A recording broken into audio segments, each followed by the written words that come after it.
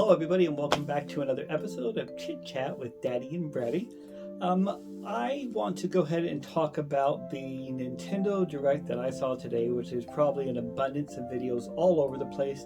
And normally it wouldn't be necessary for me to really come and put in my 2 cents, but in this case, I really kind of do want to put in my 2 cents. See, here's the thing.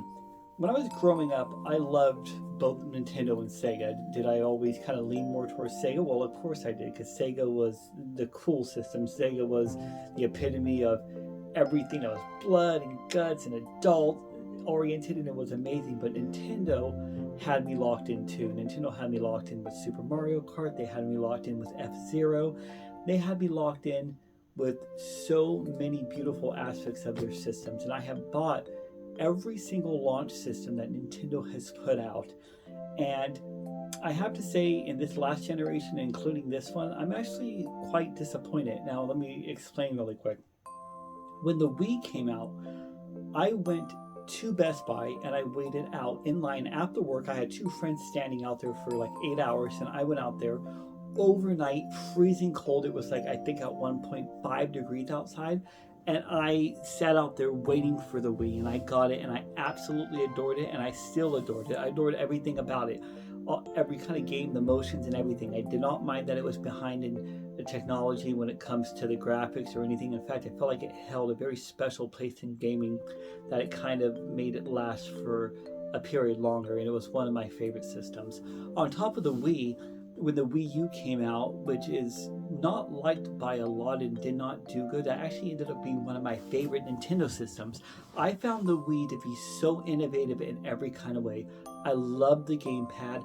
I loved the sleek design. I loved when you turned it on and you had the Miiverse and all the little Miis running around, and it had this music going with it. When you went in there in general, when you went to the eShop, you could make video calls on it. There were so many cool, charming things about it that even when they didn't have any games, it felt fun just to turn on the system and just look around and check things out and go to the Miiverse and all these great characteristics that it had. And the games that did come out were brilliant. They were absolutely beautiful, wonderful games. Every single one of them. Mario game on there, oh my god. Mario 3D World, probably one of my favorite 3D Mario games ever made. Loved it. Xenoblade Chronicles X, amazing. I could go on and on, but this isn't about the Wii U. But the point is that with the Wii U, while that system failed for many different reasons, that was actually, to me, one of my favorite Nintendo systems ever made. Fast forward to the launch of the Switch. I'm not going to go too much into this, but when the Switch came out, I thought it was a very cool idea, and there was a lot about it that was awesome, but there was a lot of things I didn't like about it. I didn't like how games didn't seem as crisp and clear as they did on the Wii U, as they did, the same way on the Switch. I would see games on like Xenoblade that just somehow felt like they felt behind and they were staggering, whereas on the Wii, when a game came out like Xenoblade Chronicles X, I felt like it was pushing the system, and I saw something big and beautiful and awesome. So I had issues there, and I also had issues with the fact that I feel like the system lost its charm. And I mean, when you turned it on, there was no Miiverse. You're not welcome to any kind of music. You go into the eShop, it was slow and sluggish. There was nothing that made you just look at the system and go, oh my god. And I never felt that connection with it. And then you could mix a lot of other things in that pot, but there was a lot of things about it that essentially I did not like. And I was saddened by it. Again, understanding that part of having a game system is not just about the games, it's about the charm of the games. And I feel like there's a certain kind of magic to both Sega and Nintendo. There's an essence to them, and I feel like the last time they truly had that essence was with the Wii U. Despite whatever flaws people may think that system had, that system, when you turned it on, was special. You were greeted by messages, you were greeted by Miis, you were greeted by being able to search around and do all sorts of things, and it just had something that felt so right about it. Putting in your Wii games, being able to play them on the little pad, everything about it was beautiful. And other than the novelty of the Switch being a handheld and the fact that it got a huge abundance of third-party games, in my personal opinion, I think the Wii U was a far better system. Had the system like the Wii U had the amount of games the Switch did, we would be having a totally different conversation today. Or had it been a handheld you can take on the go, same thing. The reason why I'm talking about all this is I've been waiting to get on board with Nintendo for another system. and I've been waiting for the Switch 2 because I don't play my Switch. I don't play this. I have it sitting right here. I haven't been playing this. I got this Diablo edition, and really, it's sad, but there's many reasons why I don't use it. And there are great games on it, like Mario Wonder. Oh my god, I adore that game. There's a lot of other great games I've played on this system, but I never felt the same connection as the Wii U. And again, there are some personal reasons why I don't like it as much too, but just in general, I felt like there was a little bit of a void there. So my plan is to start out fresh with the Switch 2. I said, you know what, I'm going to go ahead and I'm going to sell this, and I don't usually sell my older systems. I liked all of them. Get rid of it because I just have reasons for not liking it. And I'm going to put it into the Switch 2. Well, first, I want to go ahead and talk about positives and things that I liked about it. So the first thing that's a positive is Super Mario Kart World looks amazing. I can see it growing to being even bigger than the last one with all the DLCs and everything they add into it. Looks like an amazing game. Another thing, that share feature, as funny as it is, they finally have caught up to 2007 or 2008 times and made the ability for you to be able to chat with the microphone even far away from you to catch your voice, as well as being able to put your physical face and image in it, like when you're playing things like Mario Party, which I think would be really, really fun and really cool to do with all your friends. So I like that. Another positive thing I'm going to say is the ability to game share. So one person with the cart could game share up to 3 different switches, which means if the other 2 don't have the game, they can share and you guys can all play together. I thought that was a really strong point. Another strong point is going to be Metroid Prime, especially if it came out at launch. I think it's shortly after. Metroid Prime 4 coming out in 4K with Mario Kart. These are very big things. So I just want to point out that there are positive things that I like about it, as well as it being super sleek and looking pretty and seemingly and I'm going to play all my old Switch games on there and all the new ones. And you know what? I was excited.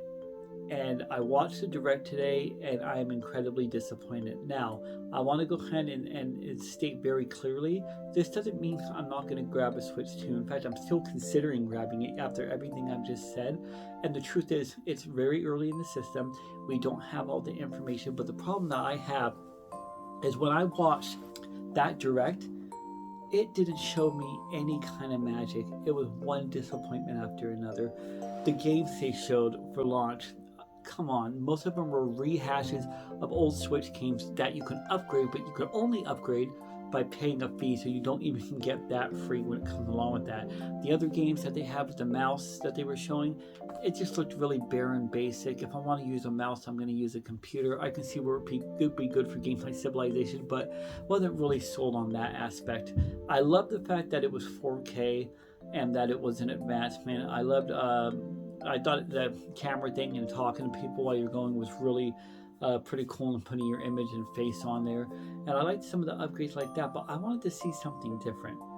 I wanted to see them announce the system, go into the specs. I wanted to see them turn on the system, see music, see Mii's, go to the online store, show us how it's going to look, show the charm and charisma of Nintendo, put back in, take the old stuff and combine it with the new stuff and make something perfect. And it doesn't mean it's not there, but they didn't show it.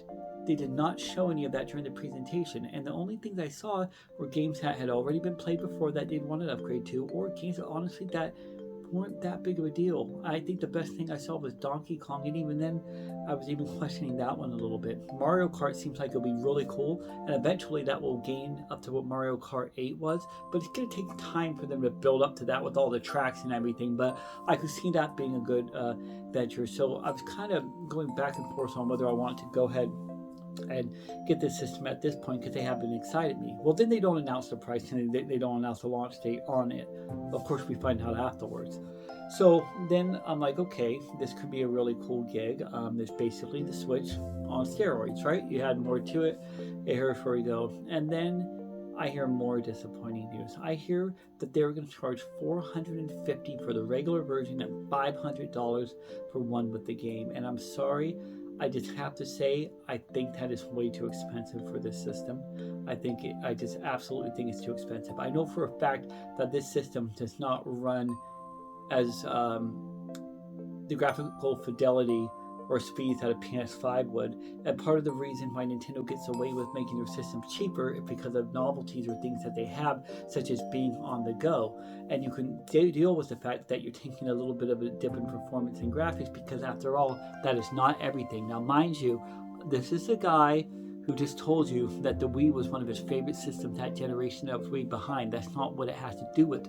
But if you're going to take a hit like that, then the system should be able to be a lot cheaper. I get it, it's a portable unit. I get there's other things that goes into the factoring of this, but there's lots of stuff in there that doesn't make sense to me. This should have been $400, $350 and $400. So $450 and $500 to me, I think they're getting a little cocky. I think that is way too high of a price. But I was like, okay, whatever. Go ahead and dive in and give it a try. And then my friend sends me something that says that Mario Kart 8, if you want a physical, or 9, or 10, whatever it is, if you want a physical copy of it, it's going to be $90, and a digital copy is $80. And then I think they said Donkey Kong is going to be $70. What about when all these other big games come out? What are the other big RPGs and Zelda? Why is it that they're suddenly going to bring the price of their games so high, and everything's so high on the system? Look, Nintendo was getting ready to go. They were in trouble with the Wii U, and they came out with the Switch, and it sold like hotcakes. Now would have been the time to go ahead and keep that price low, and give back to the people who bought over 100 million of their systems, and give them good prices. But they didn't. They gave us something that was basically a better version of the Switch, but still below the PS5, but we're still paying the premium of a PS5. And on top of that, they want us to pay for proprietary SD cards, which are going to be, I think they were in the range of like $50, $60 on top of it for expanded memory. They want us to spend $80 and $90 for these games. I'm like, what are you guys thinking? Why?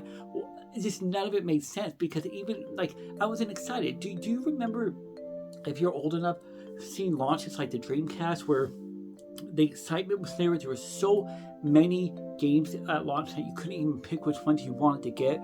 Soul Calibur and Blue Stinger, just everything that they had. And now it's more like, oh, what should I get? Well, I can get it so I can play my old games and wait to play my new ones. Basically, that's how I feel. I'm disappointed, because I feel like Nintendo could do better, and I feel like as time's gone on, they're losing a bit of the charm, because without that charm, which the Switch I don't think had the charm of their older systems, they were still able to sell so many, so why bother? So maybe it's the gamers' fault. Maybe it's everybody who's bought these systems' fault. Now, again, I know this sounds like I'm just being totally disappointing. Am I saying that the system isn't going to be good? No, I'm still interested in it. I still think the system looks beautiful. I know it's just starting out. I know they're going to come out with big graphical games, and that's not the point. More importantly, they're going to come out with really fun games. And I absolutely want it, but for the love of God, give us the upgrades from the Switch games for free. Don't make the games so dang expensive. Find a lower bundle price that you can have on the main unit. Show off some of the eShop stuff or other things in more detail, so we can see the kind of charm that we're living off of, instead of a hour-long lackluster event that really sold me on nothing. In fact, I didn't even see one game that graphically didn't look like it could have been on the Switch. Not that graphics are everything, but when you're doing a boost from a system, show off your stuff, right? Anyways, I don't want to go on and on forever about this. I'm not trying to be totally negative here. I'm gonna end up investing in this system, and I'm gonna end up buying it. I know I'm going to. I'm gonna want to play some of the Nintendo IPs that I love, but I really hope to God Nintendo steps it up, lowers their prices, and if not, I really hope they give us a hell of a show on that system. I just want to go back to that feeling of picking up the console, looking at it, turning it on, seeing the menu, and going, now I know I'm playing a Nintendo system. And you just feel that warmth, if that makes any sense. And hopefully they'll at least put that into that. If I'm going to pay the premium it's going to cost to get this Switch too. do want to stay on a positive. I think it looks incredibly sleek. I think the system's very pretty. I love the fan. I love the 4K stuff going into it. I love the chat options where you can click and play with your friends. I don't know anything about the specs particularly other than the leaks, so I can't go into any more than that. So there is excitement in there, but I think they could have done a much better job.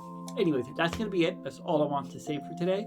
What do you guys think? Oh, wait, let me go back. Mario Kart. I want to say that new open world thing looks absolutely awesome, and I think that's going to be big. Anyways, what do you guys think? Did you enjoy it? Are you guys going to pick one up at launch? Are you guys going to wait? What is it? Let me know in the comments below. I'm going to go off and I'll edit this video quicker since I kind of need to get it up at some point. But yeah, thank you guys for watching.